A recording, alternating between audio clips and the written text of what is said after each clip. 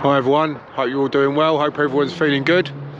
I've done a couple of big podcasts lately, and on these podcasts they ask me more in-depth questions about some of the street fights and the violence and stuff that happened in my past life, so to speak. And it got me thinking, I should have really done these for my channel, because I've only sort of touched on those subjects really, because I don't like glamorizing fighting and violence and stuff, but it was a massive part of my previous life, younger days.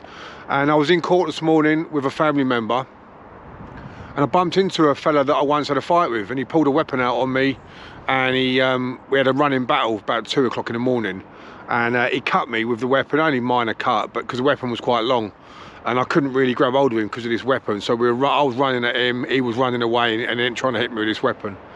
But anyway, we had a chat in court this morning, me and the fella. Had a catch up and all was good. Like 99% of the people that I've fought or had trouble with over the years, I talk to all of them, almost all of them. The only ones I don't talk to are the ones I've never seen again. And we had a good chat today, and we caught up, so that was that. But it reminded me of, and the podcast I've done lately reminded me of some of the situations I've had over the years. I was trying to think of who were the hardest people I fought on the street, because I thought it'd make a good video. But when I thought about it, I've never really had any one-on-ones on the street, any proper straighteners. And it was normally, I was outnumbered, or the people had weapons, or both, or they would be more of them with weapons. But if I lived in somewhere like London, there would be there'd be hard men all over the place. I think Milton Keynes hasn't got as many.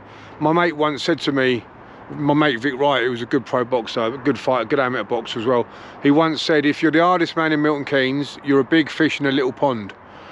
That always stuck with me as well, because it makes sense. And he said, if you go to London, if you're the hardest man in your town, or you go to London, there's one of you on every street corner. And that made sense to me as well. But it got me thinking as to, over the years, all the stuff on the street that happened, all the times I got attacked with weapons, and I got hit with bats, even from the age of 15. I've had people hit me with knuckle dusters, which I spoke about on a couple of occasions. I've had knives pulled out on me, which I've also chatted about.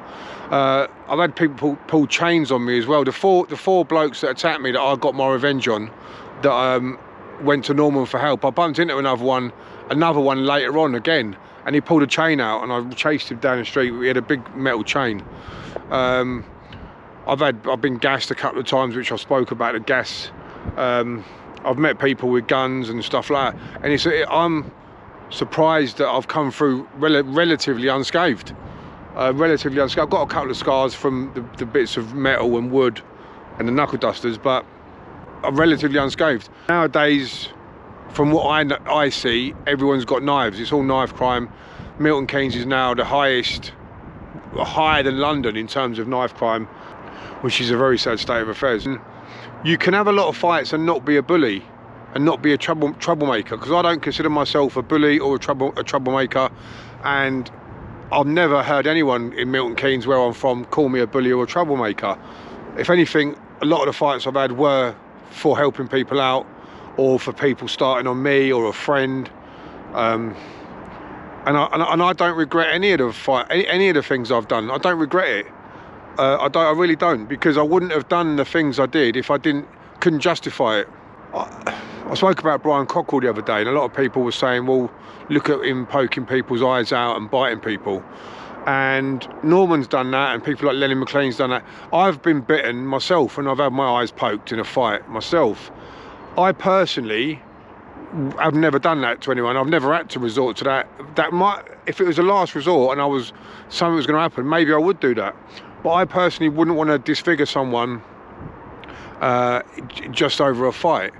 But maybe when these people were biting people, poking people's eyes, maybe they had to do it, if life or death situation. I know when Norman did it, he had a broken arm and they had hockey sticks. So if he hadn't have done that, he might have been killed or seriously injured himself. But like I said, a lot of the times I've had to use weapons in retaliation for people coming at me with weapons. But what I try and do is, I like to think I've got a sense of fair play. I won't, if someone's pulling a weapon out on me or trying to do something with a knife against me, I feel then I've got the right to defend myself with a weapon. I'm not talking about nowadays, I'm talking when I was younger and active and in that type of lifestyle. But I've got a sense of fair play, and yeah, I don't like bullying. Going on to the debt collecting jobs and stuff like that. I've done a debt collecting job once. We had to drive quite a way out from Milton Keynes with me and a couple of other blokes who were owed some money. And a lot of people say all debt collectors are bullies. Well, when we knocked on the door of this house, the bloke who was in charge of the job started having a go at the fella who owed the money. As he was having a go at the fella who owed the money, this bloke's little kid came in the background, walked in behind him and started listening into the conversation. So as soon as I saw the child in the back, I stopped the job. I aborted it. I just grabbed hold of it. I went, no, and I pulled the two blokes who I was with away. I said, I'm not having you shouting at a bloke in front of his kid. And I stopped the job, and probably cost them a lot of money. But I just wouldn't have let the kid get scared. I've done it again. I've done another time when I was looking for the 4 blokes who attacked me. I got a tip off that they were down at, one of them was at a pub from a mate of mine. He said, that geezer you're looking, one of the geezers is down a pub. So I drove down to this pub, fuming, gone to go in, and he was sitting there with his kid. So I said, mate, it's lucky you got your son there, because unlike you lot, I won't attack you in front of kids. And I left it. I did get him eventually, but somewhere else. But I left it because his kid was there. So what my point is, I think you can be involved in violence and not be a bully or a troublemaker, because if it's brought onto you or people call it on, then you've got to defend yourself. But yeah, I just thought I'd do a quick video about that. I hope everyone's well anyway. Hope you're feeling all doing well. Let me know how you are in the comments. And yeah, the couple of big podcasts should be coming out. Maybe one this week, and I think one will be coming out maybe next week. But I'll do a little, I'll share them anyway when they come out. But I hope you're well anyway. Catch you up soon.